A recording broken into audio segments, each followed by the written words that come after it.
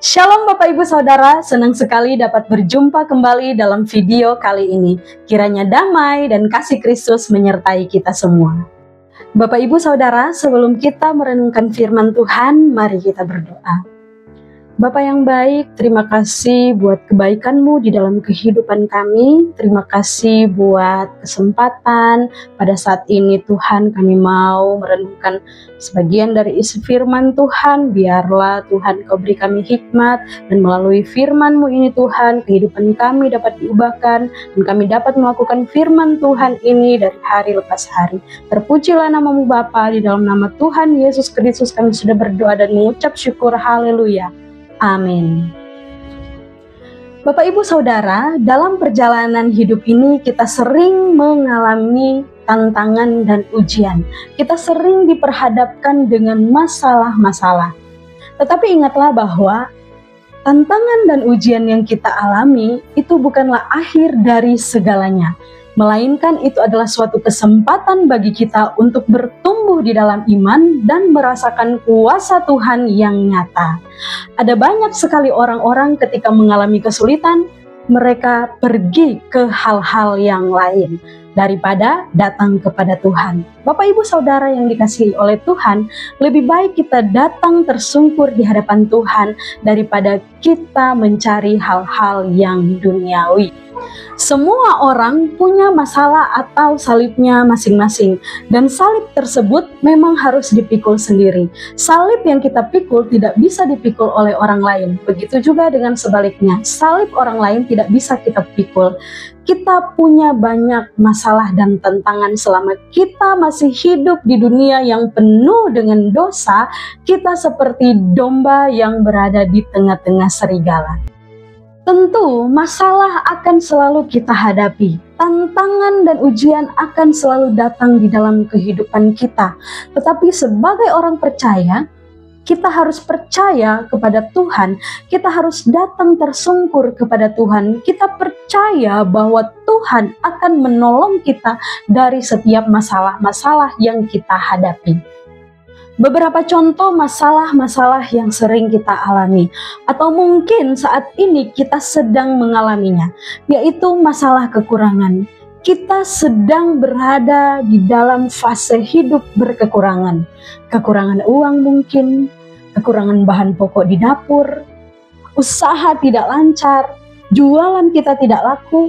Sementara apa? Sementara makan jalan terus, tagihan jalan terus, uang sekolah anak jalan terus, tetapi rasanya income kita tidak cukup untuk memenuhi kebutuhan itu. Rasanya tidak cukup untuk memenuhi semua apa yang kita inginkan. Selain itu, masalah nama baik. Jatuhnya nama baik bisa jadi karena kita memang berbuat salah. Kita melakukan kesalahan yang fatal sehingga nama kita tercoreng. Kita melakukan hal yang memalukan sehingga nama baik kita tercoreng.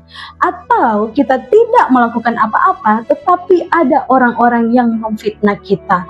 Ada orang-orang yang menuduh kita yang tidak-tidak.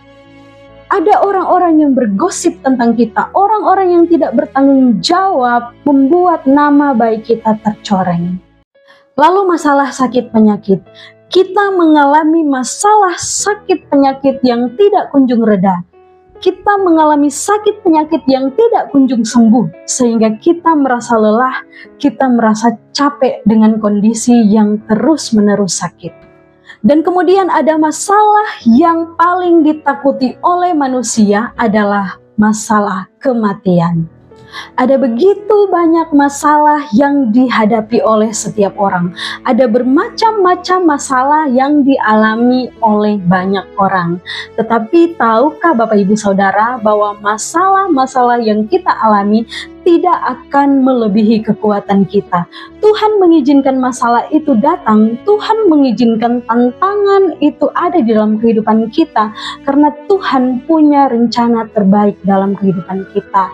Tuhan mau membentuk kita, memproses kita sedemikian rupa, supaya kita tetap percaya, supaya kita melihat kuasa Tuhan yang nyata di dalam kehidupan kita. Bapak Ibu Saudara, kita akan belajar dan merenungkan firman Tuhan yang saya ambil di dalam Injil Markus pasal 5 ayat 25 hingga ayatnya yang ke-34. Lembaga Alkitab Indonesia memberi judul Yesus membangkitkan anak Yairus dan menyembuhkan seorang perempuan yang sakit pendarahan. Demikianlah firman Tuhan. Adalah di situ seorang perempuan yang sudah 12 tahun lamanya menderita pendarahan. Ia telah berulang-ulang diobati oleh berbagai tabib, sehingga telah dihabiskannya semua yang ada padanya, namun sama sekali tidak ada faedahnya, malah sebaliknya keadaannya makin memburuk. Dia sudah mendengar berita-berita tentang Yesus, maka di tengah-tengah orang banyak itu ia mendekati Yesus dari belakang dan menjamah jubahnya. Sebab katanya, asal ku jamah saja jubahnya, aku akan sembuh. Seketika itu juga berhentilah pendarahannya dan ia merasa bahwa badannya sudah sembuh dari penyakitnya. Pada ketika itu juga Yesus mengetahui bahwa ada tenaga yang keluar dari dirinya. Lalu ia berpaling di tengah orang banyak dan bertanya, "Siapa yang menjamah jubahku?" Murid-muridnya menjawab, "Engkau melihat bagaimana orang-orang ini berdesak-desakan dekatmu dan engkau bertanya siapa yang menjamah aku?" Lalu ia memandang sekelilingnya untuk melihat siapa yang telah melakukan hal itu. Perempuan itu yang menjadi takut dan gemetar ketika mengetahui apa yang telah terjadi atas dirinya, tampil dan tersungkur di depan Yesus dan dengan tulus memberitahukan segala sesuatu kepadanya. Maka katanya kepada perempuan itu, "Hai anakku, imanmu telah menyelamatkan engkau. Pergilah dengan selamat dan sembuhlah dari penyakitmu." Bapak, Ibu, Saudara yang dikasihi oleh Tuhan, di dalam perikop yang sudah kita baca menceritakan tentang dua kisah yang luar biasa. Kisah yang pertama adalah kisah tentang Yairus, seorang kepala rumah ibadat. Yairus adalah seorang yang beriman kepada Tuhan. Ia percaya kepada Tuhan. Dan pada saat itu Yairus sedang menemui Yesus untuk kesembuhan anaknya. Tetapi saat dalam perjalanan menemui Yesus, ia mendengar kabar bahwa anaknya telah meninggal.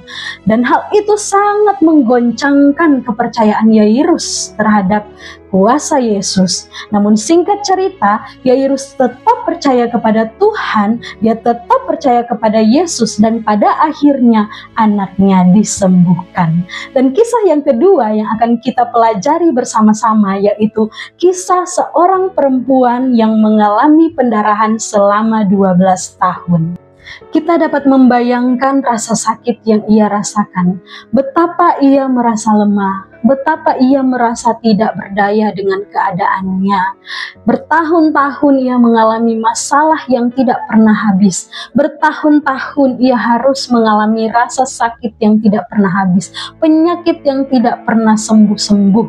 Tetapi yang luar biasa adalah perempuan ini berhasil menghadapi masalahnya. Nah, sebagai orang percaya, bagaimana cara kita menghadapi setiap masalah? Nah, masalah yang dialami oleh perempuan tersebut bukan hanya masalah fisik, tetapi juga masalah emosional dan masalah sosial. Kenapa? Karena jika kita meneliti latar belakang perempuan tersebut, ternyata kita akan menemukan bahwa perempuan dengan sakit pendarahan terancam dan dianggap najis, kotor, bahkan hina. Sehingga ia harus dikucilkan dari masyarakat, ia tidak boleh bergaul dengan siapapun, ia tidak boleh menunjukkan dirinya, apalagi menyentuh orang lain. Itu sangat tidak boleh, dan itu sangat dilarang, dan bahkan ada hukumannya. Hal ini juga terdapat di dalam kitab Imamat pasal 15 ayat 25-27 tentang status perempuan yang pendarahan atau wanita yang mengalami pendarahan atau lelehan. Jika dalam kata Ibrani disebut dengan zof, yang artinya dianggap tidak tahir atau najis sepanjang waktu pendarahannya. Apa konsekuensinya? Konsekuensinya adalah ia tidak boleh menyentuh orang lain sebab orang yang ia sentuh akan dianggap najis. Bahkan jika ia duduk atau berbaring, tempat itu akan menjadi najis dan harus dibersihkan. Perempuan yang mengalami pendarahan ini juga tidak boleh masuk ke bait suci sebelum ia mengalami pemulihan. Renungan ini saya beri judul Touching Jesus, Changing Lives. Mendekat pada Yesus. Sentuh Yesus, maka kita akan mengalami perubahan hidup. Nah, ada 4 J yang akan kita pelajari bersama-sama. J yang pertama adalah jangan menyerah. Dikatakan bahwa perempuan tersebut telah berulang-ulang diobati. Itu artinya bahwa ia tidak pernah menyerah dengan keadaannya. Ia terus berusaha dan berusaha. Sekalipun ia telah menghabiskan semua yang ada padanya, ia terus berjuang demi kesembuhannya. Nah, Bapak Ibu Saudara yang dikasihi oleh Tuhan, kita belajar bahwa dalam hidup ini kita tidak boleh menyerah. Hal ini berbicara tentang bagaimana respon kita. Sebesar apapun masalah yang sedang kita hadapi, jika kita memiliki respon yang benar terhadap masalah itu, maka kita tidak akan putus asa. Kita akan terus berusaha dan berjuang dalam melewati masalah tersebut. Namun, jika kita memiliki respon yang tidak benar terhadap masalah yang sedang kita hadapi, maka kita akan merasa sangat putus asa. Bahkan kita dapat menyalahkan orang lain terhadap masalah yang sedang kita alami. Jadi Bapak Ibu Saudara yang dikasihi oleh Tuhan, mari miliki respon yang benar, jangan menyerah. Sebab kita masih punya Tuhan yang besar, yang sanggup menolong kehidupan kita dalam keadaan apapun. Mendekat pada Yesus, Ia sanggup mengubahkan kehidupan kita. J yang kedua, jalan ke arah Yesus. Di dalam Markus pasal 5 ayat 27, ayat ini berbicara tentang keberanian perempuan tersebut mendekati Yesus. Padahal kita tahu ya bahwa perempuan tersebut dianggap najis dan tidak boleh mendekati siapapun, bahkan menyentuh. Namun karena ia memiliki harapan supaya ia sembuh, ia berani datang pada Yesus, tidak peduli dengan keadaan dan kondisi seperti apa. Perempuan tersebut mau berusaha maksimal demi kesembuhannya. Bapak Ibu Saudara yang dikasihi oleh Tuhan, sering kita tidak langsung melangkah ke arah yang benar. Ketika masalah itu datang, seakan-akan masalah tersebut telah menutup mata kita untuk melihat kuasa Tuhan yang bekerja. Sehingga kita lebih dulu menghakimi Tuhan. Kita berkata bahwa Tuhan terasa jauh, Tuhan tidak menjawab doa kita. Seolah-olah Tuhan seperti tembok tidak bergerak menolong kita. Padahal pada kenyataannya kita sendiri tidak berjalan atau tidak melangkah ke arah yang benar. Kita tidak datang kepada Yesus, kita hanya datang kepada hal-hal yang lain. Kita sibuk menyalahkan orang lain. Kita lupa datang kepada Tuhan, kita lupa berdoa kepada Tuhan, kita lupa tersungkur di hadapan Tuhan. Bapak Ibu Saudara yang dikasihi oleh Tuhan, poin yang kedua ini mengajarkan kita supaya kita harus berani melangkah. Bukan melangkah ke arah yang lain, tetapi melangkah ke arah yang benar, yaitu ke arah Yesus dengan kondisi apapun. Sebab hanya Tuhanlah yang dapat menerima kita dengan kondisi apapun. Hanya Tuhanlah yang dapat menolong kita dengan masalah apapun. Berjalan ke arah Yesus dapat mengubah kehidupan kita menjadi lebih baik. J yang ketiga, jamah dengan iman. Selain memiliki keberanian mendekati Yesus, perempuan ini juga memiliki iman yang luar biasa, tekad yang luar biasa untuk kesembuhannya. Perempuan tersebut percaya bahwa asal dijamah saja jubahnya, maka ia akan sembuh. Dan betul, seketika itu juga mujizat terjadi oleh karena imannya. Ia sembuh dari pendarahannya, ia sembuh dari penyakitnya. Masalah yang besar yang selama bertahun-tahun ia pikul, akhirnya berlalu hanya dengan percaya kepada kuasa Yesus. Bapak Ibu Saudara yang dikasihi oleh Tuhan, dari ayat ini kita belajar bahwa kita harus sungguh-sungguh datang kepada Tuhan, membawa seluruh hidup kita untuk dipulihkannya. Kita harus sungguh-sungguh, tidak boleh setengah-setengah, tidak hanya sekedar berani datang dan menunjukkan diri begitu saja, tetapi kita harus datang dengan iman dan penuh rasa percaya dengan apa yang akan Tuhan lakukan dalam kehidupan kita. Artinya bahwa kita harus mengandalkan Tuhan dan bergantung sepenuhnya kepadanya. Sebab ketika kita mengandalkan Tuhan, maka kita akan menerima berkat Tuhan yang luar biasa. Di dalam Yeremia pasal 17 ayat 7 dikatakan bahwa diberkatilah orang yang mengandalkan Tuhan, yang menaruh harapnya pada Tuhan. Seberat apapun masalah yang kita alami, semua ada jalan keluarnya. Seberat apapun, semua ada jalan keluarnya jika kita percaya kepada Tuhan. J yang keempat, yaitu jadi berkat. Bapak Ibu Saudara yang dikasihi oleh Tuhan, perempuan tersebut mengalami kesembuhannya di depan banyak orang. Dikatakan di ayat 33 bahwa perempuan tersebut menjadi takut dan gemetar, sebab pada saat itu kesembuhan terjadi tepat di depan banyak orang dan di depan Yairus sebagai kepala rumah ibadat. Dapat kita bayangkan apa yang terjadi ketika seorang perempuan yang dianggap najis itu berani-beraninya menyentuh Yesus. Nah, sementara tradisi pada waktu itu, hukuman yang diberikan kepada orang yang najis yang melanggar aturan adalah hukuman mati. Oleh sebab itu, perempuan tersebut menyentuh Yesus dengan sembunyi-sembunyi. Tetapi Yesus tahu bahwa ada kuasa yang keluar dari tubuhnya. Dan ketika Yesus mencari orang yang telah menjamah jubahnya, perempuan tersebut menjadi takut dan gemetar. Perempuan itu takut dihukum. Namun apa yang terjadi? Ternyata justru dengan keberaniannya, dengan tindakannya itu, imannya menyelamatkannya dan ia menjadi sembuh. Bapak Ibu Saudara yang dikasihi oleh Tuhan, dari ayat ini kita dapat belajar bahwa masalah yang kita alami adalah untuk mendatangkan kebaikan di dalam kehidupan kita. Bahwa melalui masalah-masalah itu kita dapat menjadi kesaksian bagi orang lain. Ketika kita berhasil tahan uji, kita berhasil diproses, kita berhasil dibentuk, kita berhasil melewati tantangan dengan respon yang benar.